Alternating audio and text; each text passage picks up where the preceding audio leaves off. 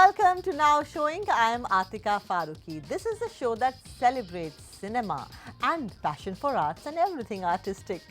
How are you doing? How was your week? And what all did you watch? This week, we have a show which is a mixed bag. Thodi adaigi, thodi mausiki, and lots of good cinema and some points to ponder on. Let's start our own Cinema Paradiso with the headlines. Sher Shah brings back the memories of Kargil War. And authentically narrated, it boasts of genuine performances by its lead actors. A rapid fire with Abhay Deol on his love for movies and the qualities he likes in women. Master of the Groove, Lucky Ali is back. A freewheeling conversation with the maestro on life, music and movies. Let's talk about Sher Shah, this week's release. So, I spent my formative years in an army cantonment and then later with people from the armed forces. The slogans we heard were Mushkil Waqt, Commando Sakht, Tagda Raho. To find us, you must be good. To catch us, you must be fast. But to beat us, you must be kidding. And on the walls in the cantonment, it was written, trespassers will be shot, survivors will be shot again. So, there is bravado, there is humor, there is a youthful attitude and there is a mind that is inclusive, broad-minded, always motivated and very classy. They don't shout slogans of hatred, they shout war cries of valor. But very rarely do we come across a film on army that displays all this. You often see unnatural and non-existent drama and people who speak dialogues instead of logical conversations. But in Sher Shah, the code name given to Captain Vikram Batra, this movie seems so real, almost like a docudrama or a docu-feature. In the words of Vishal Batra, the twin brother of Vikram Batra, the young soldier who was credited with the winning of Kargil War in 1999, in a final hand combat and was thus awarded Param Veer Chakra posthumously, India's highest military honour on 15th of August 1999. So he says, only 10 to 12% cinematic liberty has been taken in this movie and this is commendable. Directed by Vishnu Vardhan, a director who predominantly works in the Tamil film industry, Sher Shah is biographical drama which solely follows the journey of Batra's love for the army, college romance and a deep affectionate love with his girlfriend Dimple Chima, who till date remains unmarried. For this director, subtlety is the word. He shows army operations in the most unartificial form. The candor of the soldiers is not made up. No famous stars as character artists, so the focus is only on the story and not on the faces. The predicaments of Indian Army in Kashmir, the love and hate relationship with the locals, to cross the line or to show restraint, it's the life of young lieutenants and captains quite authentically mounted on screen there. Must say that Siddharth Malhotra and Kiara Advani add a lot of genuine character to the portrayal of Batra and his love. The songs are as beautifully written and shot as are the battle scenes that are raw and rustic. मुझे 2005 की film यहाँ याद आ गई with Jimmy Shergill and Manisha Lamba, directed by Shujit Sarkar. Simplicity in a film with an army background is not considered a virtue at the box office. But hey, times have changed. I recommend watch it with the entire family and do make a visit to a cantonment and see the real army life, not just on screen. Ye dil mange more, as said Captain Vikram Batra. Also out this Independence Day is Abhay Deol starrer Spin. This English language coming of age teen drama is directed by Manjari Makijani, who is also the daughter of the yesteryear actor Meg Mohan, who played the role of Samba in Sholay. The film, which tells the story of an Indian-American teen, Riya, played by Avantika Vandanapu, who discovers her artistic side while navigating through the DJ culture in the US. Abhay plays her father, Arvind Kumar, in the film, and I spoke to Abhay about the film, playing dad, and what qualities he likes in women. Listen in. You know, whenever you are coming up with a new project, मुझे ऐसा लगता है अब क्या कमाल किया है अभय ने, देखती हूँ मैं. And I look at the trailer and as always I'm pleasantly surprised or intrigued or just happy to look at the choice of your films. And you know, this film that you've done, Spin, which is about an Asian girl living in the West. What enticed you to this? Well, the story was really nice. even America is opening up to representing us as a community front and center, as a, moving away from stereotyping us and just treating us like regular American people. Like, whether it is my daughter who's born and raised there and sounds totally American, or me who's moved there maybe 20 years ago and still possibly sounds Indian, but is more American than he's Indian, because that's where he lives, that's where he has his family, that's where his establishment, his business. It doesn't wear this sort of ethnic representation on its sleeve. And in doing so, it makes a statement about ethnic representation. I haven't played many dad roles, so, to play a father and to have kids, and especially to have a daughter who's in her teenage years and stuff like that, so it was interesting. I did feel like how I feel with my nieces and my nephews, protective in that sense, because I do see them as my own kids. So I just sort of took that energy that I had from my own family and just thrust it upon these children that I had in cinema. Promise me that you're doing it for the last time. What if Disney wants me to be dad again? Who knows? I mean, Disney's all about children, right? No, I don't know. Like, honestly, it doesn't matter to me. I'm doing a Netflix show, but I go from the age of 39 to 59. It's spanned 20 years. So I take on roles according to the script that I like. And I'm glad people are turning it and saying, how the hell are you playing dad? So that's kind of nice to hear. I mean, I am, like I said, in my 40s, so to play dad is not a big deal. I have a few quick questions and you answer briefly to all of them. Will you do that? Tell me. I can try. A movie you still cannot get out of your mind. Dr. Strangelove. A childhood memory you still cannot forget. Being slapped around and disciplined. Have you ever taken therapy? Lately, yes. All of us. It's good to do that. Do film people find it difficult to conform to societal rules? I don't know about film people, but I definitely have had that issue. When you sign a film, the first thing you do after that is? Go home and sleep. Okay. To be an actor or to be a star? Oh boy, both. Good. One thing you often tell Dharmendra ji? Oh, I call him Papa, you know that, right? Even though he's my Taya, Papa? I call him Dad. Wow. Yeah, we're a joint family. No, there's nothing in particular that I say often. I meet him whenever I can. I go see him whenever I possibly can. Yeah. Cinema for entertainment or cinema for change? Both. You want to entertain while making change. Yeah. Absolutely. Can one man make a difference? Sure. Look at history. MLK, Gandhi. I mean, come on. Absolutely. What would you like to tell all dark-skinned women? Be proud of the skin you have, Be proud of the skin you're in. I mean, to be honest, to anybody, black, white, or brown. 3 qualities you find irresistible in a woman. Confidence, charm, humor. 3 qualities you find irresistible in a film script. Clarity, representation, entertainment. Are you a spontaneous actor or you rehearse a lot? Oh, ask any of my filmmakers, it's all spontaneous. Okay. On an ideal day, you would be doing? Painting. Morning person, evening person? Morning person. Sing the first 2 lines of your favorite song. Coming out of my cage and I've been doing just fine. A quote you find strength in. Oh, this too shall pass. Wow, yes, absolutely. The best part about web series or OTT revolution is? The democratization of the industry. How long can you go without work or a film set? Well, I've gone months on end, to be honest. 6 months to a year. Crossover artist or good old Bollywood? None, just artist.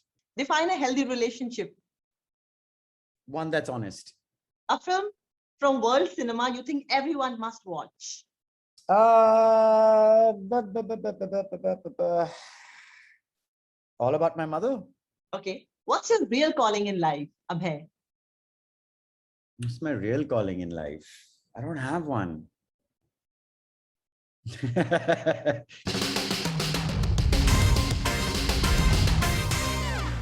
You can watch Abhay Deol's Spin, which will be streaming on Disney Plus Hotstar Premium on 15th of August.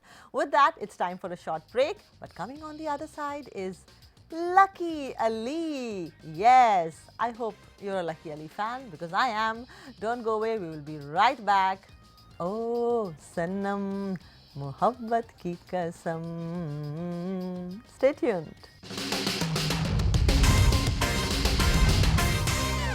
जाने क्या ढूंढता है ये मेरा दिल तुझको क्या चाहिए जिंदगी. All the Lucky Ali fans in the house say I. Welcome back to Now Showing. I'm Atika Farooqui. Lucky Ali was spending lovely time in Goa these days, going live, singing on his social media. Well, he's back with a bang with a new show on MTV. And my colleague Vishal Chatkara spoke to the Kate star about his latest gig on MTV and why he kept himself away from the spotlight all this while. Listen in.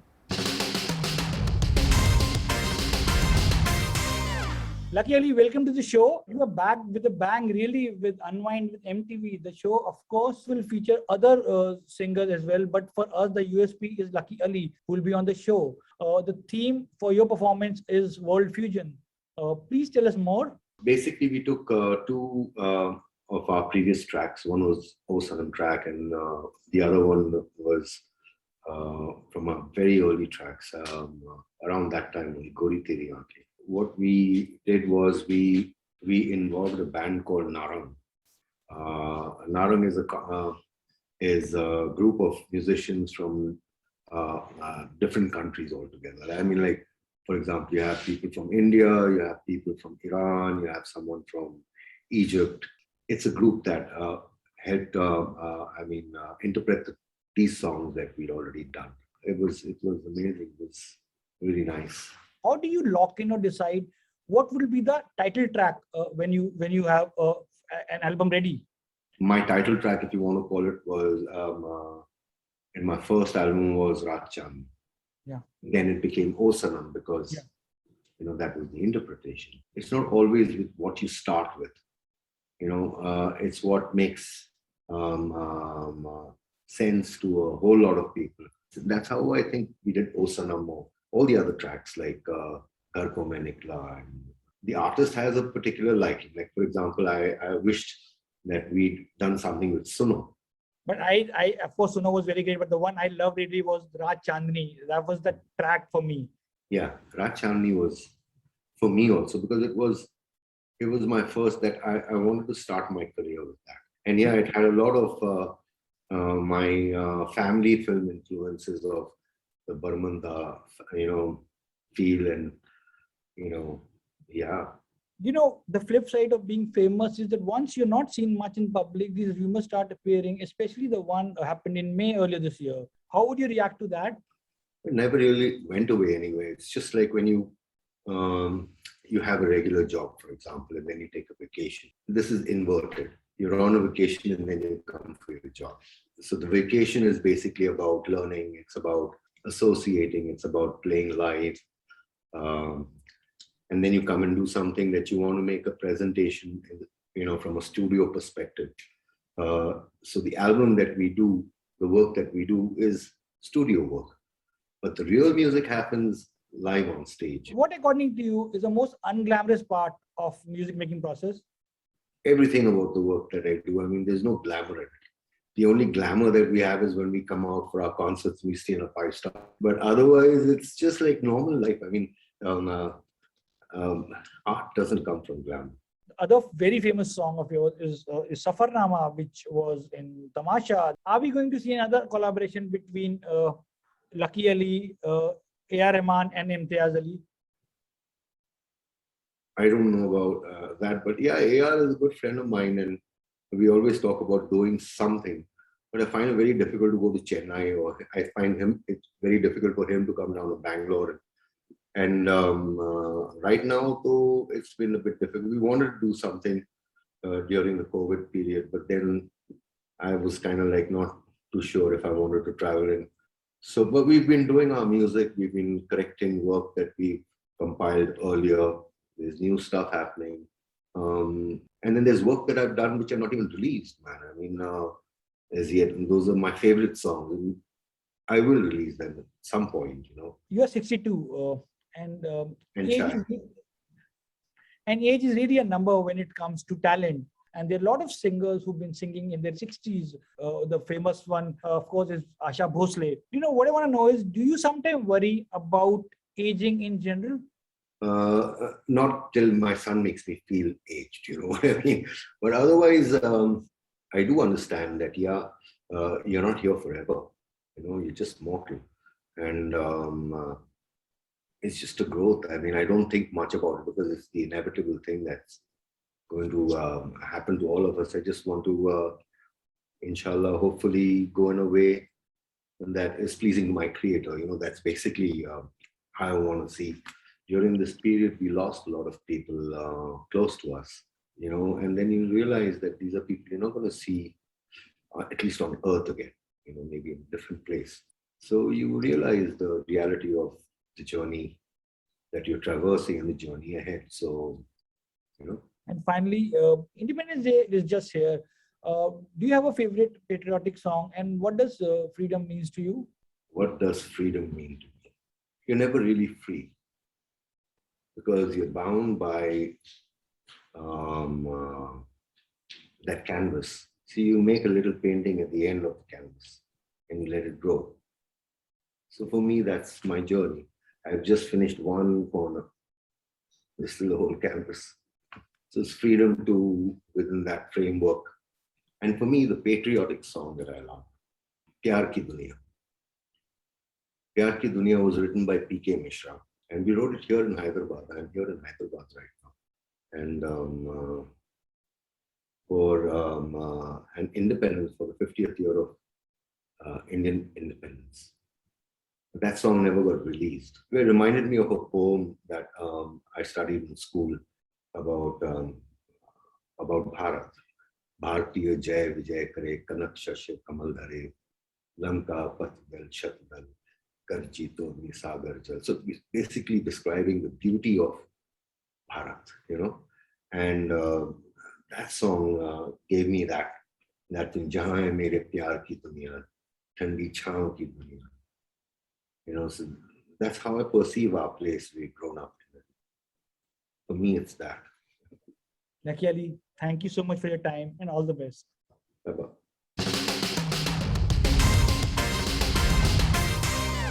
So we've come to the end of this show, but I shall not leave you without a recommendation. So this week's recommendation is Flyboys. It's a 2006 war drama film set during the World War I, starring James Franco and Martin Henderson. The film follows the enlistment, training and combat experiences of a group of young Americans who volunteer to become fighter pilots in the war.